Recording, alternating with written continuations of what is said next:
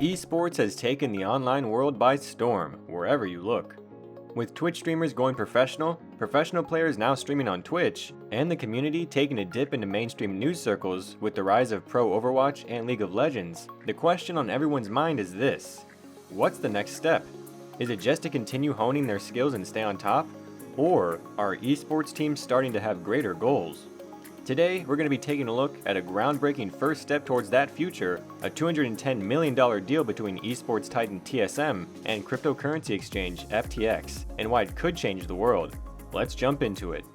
First off, let's get a better understanding of the two players in this crazy move.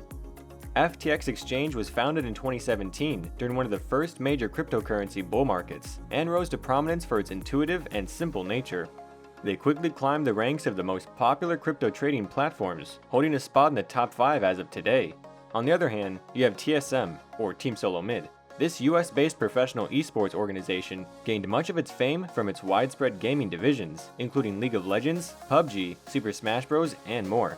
At one point, they had a prominent CSGO division in Denmark, and made headlines in the gaming community for winning 7 of the 16 splits in North America's League of Legends Championship Series, or LCS. So, what kind of a deal are they making? Well, on June 4th, it was announced that the two would be entering a 10-year, $210 million naming deal, and that TSM would be changing their name to TSM FTX, purchasing $1 million of FTX's native crypto, FTT, to distribute to the company's players and employees, all while rebranding and expanding into more industries beyond esports. Specifically in South America and Asia, TSM FTX announced that their mission and focus would be on the social impact and a soon-to-be-announced major philanthropic initiative. They further explained that the initiative will hone in on things like developing financial literacy and increasing educational opportunities, which is a huge departure from the brand's usual dealings. Sam Bankman-Fried, FTX CEO, also added that, in the end, our partnerships will only be as strong as we make them, and we believe that TSM will be able to help massively expand the presence of digital assets outside the traditional landscape. We're also proud to work with them to give back to the world. In the same statement, TSM CEO Andy Dinsuthid confused fans by talking about his relationship with Bankman-Fried. When I met Bankman-Fried, I immediately knew we had to work together. Not only did TSM FTX fit perfectly as a brand, Sam is an innovative CEO that is in every way ahead of his time. Against all odds, as a young ambitious entrepreneur, he's been able to disrupt markets by making smart decisions and by surrounding himself with smart people. The synergy is easy to see, and both CEOs share a mutual respect for each other, even in the face of massive differences in business model. Within mere minutes of the announcement of this deal, the news went mainstream.